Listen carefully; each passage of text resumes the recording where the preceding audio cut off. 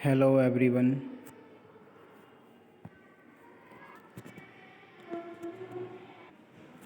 स्वागत है आपका आपके अपने चैनल उर्वी एकेडमी में। आज हम करने वाले हैं हिंदी के एमसीक्यूज़, जो कि आपके लिए UPSI, SSC GD constable, UP constable, UP triple SC, PET, GIC, TGT, PGT, UP TET, ये आपके सभी कॉम्पिटिटिव एग्ज़ाम में क्वेश्चन आने वाले हैं। जिन एग्ज़ाम में आपकी हिंदी आती है, ये आपके लिए बहुत ज़्यादा हेल्पफुल होंगे। तो गाइस शुरू करते हैं। पहला क्वेश्चन, हिंदी भाषा किस परिवार की भाषा है? पहला क्वेश्चन है, हिंदी भाषा किस परिवार की भाषा है? तो मैं आपको बता दूंगा, हिंदी भाषा जो है, हिंदी भाषा के 4 परिवार होते हैं। भारत में 4 परिवार कौन कौन से? भारोपीय परिवार, द्रविड़ परिवार, ऑस्ट्रिक और चीनी तिब्बती। तो इस क्वेश्चन का जो आंसर होगा वो होगा हमारा भारोपीय परिवार। जो हिंदी बोली जाती है आपकी, वो भारोपीय परिवार के अंतर्गत आती है, जिसमें आपका पश्चिमी हिंदी, पूर्वी हिंदी, बिहारी, राजस्थानी और पहाड़ी हिंदी।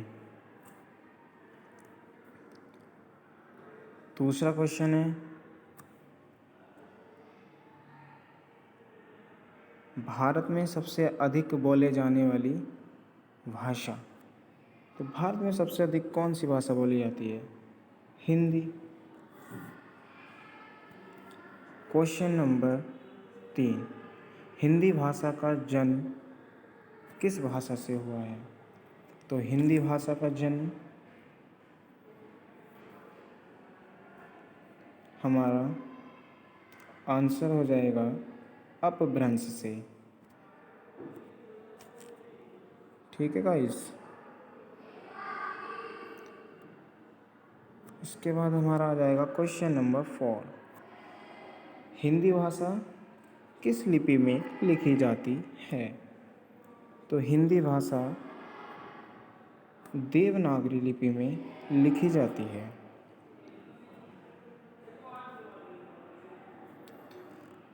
क्वेश्चन नंबर 5, हिंदी की आदि जननी किसे कहा जाता है?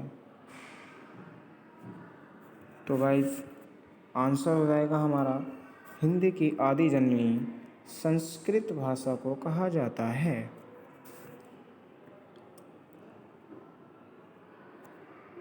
क्वेश्चन नंबर 6, ए ऐ औ औ कौन सा स्वर है? जल्दी से बताइए, कौन सा स्वर है? तो ये हो जाएंगे हमारे गाइस संयुक्त स्वर। Okay guys. इसके बाद आ जाएगा हमारा क्वेश्चन नंबर 7, मात्राएं कितने प्रकार की होती हैं? मात्राएं जो होती है हमारी, वह 3 प्रकार की होती हैं। कौन कौन सी होंगी? एक तो हो जाएगी आपकी हाश्य स्वर,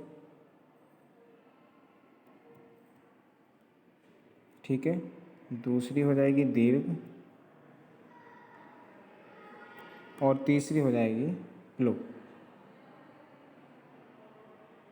ठीक है। इसके बाद आ जाता है, हिंदी में व्यंजन वर्णों की संख्या कितनी है?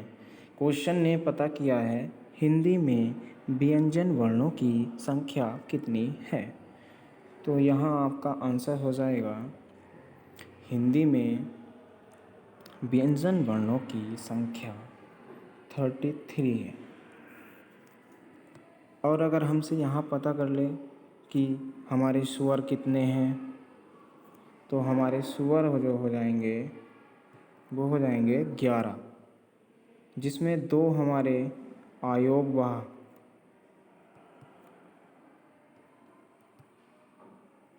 ठीक है दोस्तों, आयोग वाह हो जाते हैं।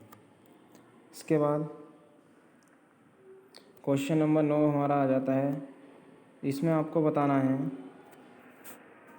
क वर्ग, जो का वर्ग है उसका उच्चारण स्थान कौन सा है? तो इस वर्णमाला में हम कौन सा वर्ग किस स्थान पर आता है, इसके लिए मैं आपको एक आसान तरीका बता देता हूँ।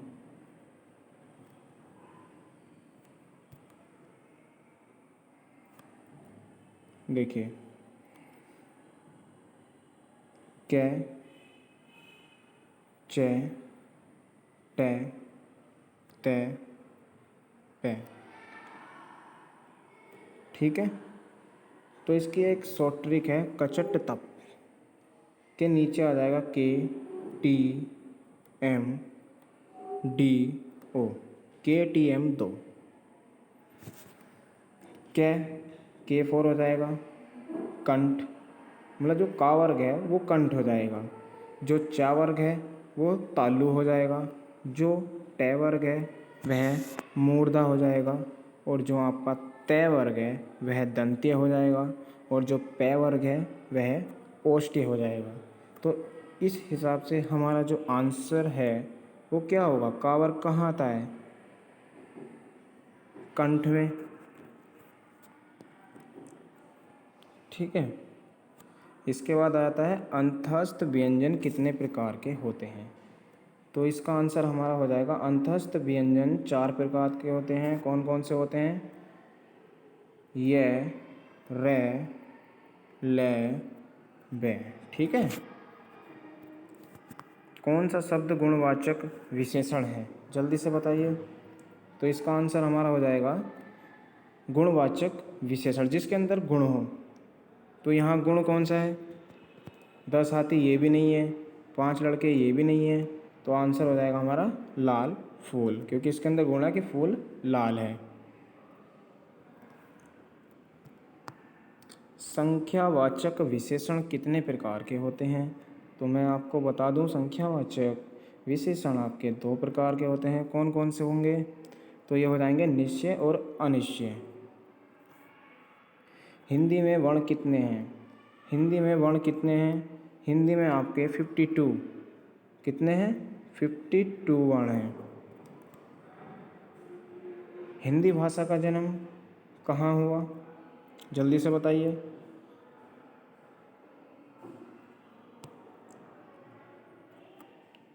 हिंदी भाषा का जन्म कहाँ हुआ? तो मैं आपको बता दूं, हिंदी भाषा का जो जन्म हुआ है वह उत्तर भारत से हुआ है, ठीक है। क्वेश्चन नंबर 15, भाषाई आधार पर सर्वप्रथम किस राज्य का गठन हुआ? तो यहाँ आपका आंसर जो है हो जाएगा आंध्र प्रदेश। सबसे पहले भाषाई आधार पर सर्वप्रथम किस राज्य का गठन हुआ? आंध्र प्रदेश, ठीक है। इसके बाद क्वेश्चन हमारा आ जाएगा 16, दक्षिण भारत में हिंदी प्रचार सभा का मुख्यालय कहाँ पर है? जल्दी से बताइए। तो इसका आंसर हो जाएगा दक्षिणी भारत में हिंदी प्रचार सभा का मुख्यालय आपका चेन्नई में है, ठीक है। क्वेश्चन नंबर 17, संधि विच्छेद। तो महेंद्र का संधि विच्छेद बताना है। तो ये आपका हो जाएगा महा प्लस इंद्र, क्या हो जाएगा? महेंद्र। क्वेश्चन नंबर 18, इनमें से कौन सा संज्ञा के भेद हैं? तो मैं आपको बता दूं, संज्ञा के 3 भेद होते हैं, जातिवाचक, व्यक्तिवाचक, भाववाचक। तो संज्ञा के ये तीनों भेद हैं। आंसर क्या हो जाएगा? ये सभी। ठीक है। क्वेश्चन नंबर 19, इनमें से कौन सी शब्द समूहवाचक संज्ञा है? तो जल्दी से बताइए, समूहवाचक संज्ञा कौन सी है? हमारे यहाँ समूहवाचक जो संज्ञा है वह है सभा। तो हमारा आंसर हो जाएगा सभा। क्वेश्चन नंबर 20, क्वेश्चन नंबर 20 में दिया है आपको, इनमें से कौन सी शब्द कर्म कारक है? इनमें जो टेंस दिए हैं आपको, ये जो वाक्य दिया हुआ है, बताइए कौन से वाक्य में आपका कर्म कारक है? पेड़ से फल गिरता है या पेड़ से फल गिरा, यानी कोई चीज़ अपने आप से अलग हो रही है, यानी कि किसी चीज़ से अलग हो रही है, तो वहाँ हो जाएगा आपका अप्रधान कारक। लेकिन हमें यहाँ पता क्या है? कर्म कारक। तो मैंने हरि को बुलाया। ठीक है, आंसर हो जाएगा ऑप्शन नंबर बी, मैंने हरि को बुलाया। क्वेश्चन नंबर 21, सर्वनाम के कितने भेद होते हैं? तो मैं आपको बता दूं, सर्वनाम के 11 भेद होते हैं। ठीक है। नेक्स्ट क्वेश्चन आ जाता है आपका 22, श्याम सोता है, यह कौन सी क्रिया है? सिंपल है। तो इसका आंसर क्या हो जाएगा हमारा? श्याम सोता है। सोना कौन सी क्रिया है? सोना आपकी अकर्मक से क्रिया है। ठीक है, आंसर हो जाएगा अकर्मक क्रिया। नेक्स्ट क्वेश्चन है आपका 23, इसमें दिया है, इनमें से कौन सी शब्द कालवाचक अव्यय है? तो कालवाचक अव्यय कौन सा है इसमें से? जो आपको वाक्य दिए हैं, 4 वाक्य दिए हैं, तो जल्दी से बताइए कौन सा आपका कालवाचक अव्यय है। मैं आपको बता दूं, अब से ऐसी बात नहीं होगी, इसमें काल वाचक अव्यय है। नेक्स्ट क्वेश्चन है 24, स्त्री पुरुष का जोड़ा कहलाता है, तो स्त्री पुरुष के जोड़े को हम कहते हैं दंपत्ति। नेक्स्ट क्वेश्चन आ जाएगा 25, जो कि आपका लास्ट क्वेश्चन होगा, जहाँ लोगों का मिलन हो कहलाता है। तो जहाँ लोगों का मिलन हो, लोग इकट्ठा हों, तो वहाँ क्या होगा? एक सम्मेलन होगा। ठीक है। अगर वीडियो अच्छी लगी हो तो हमारे चैनल को सब्सक्राइब करें, लाइक करें, शेयर करें। और भी वीडियो पाने के लिए हम बेल आइकन को ज़रूर प्रेस करें। धन्यवाद।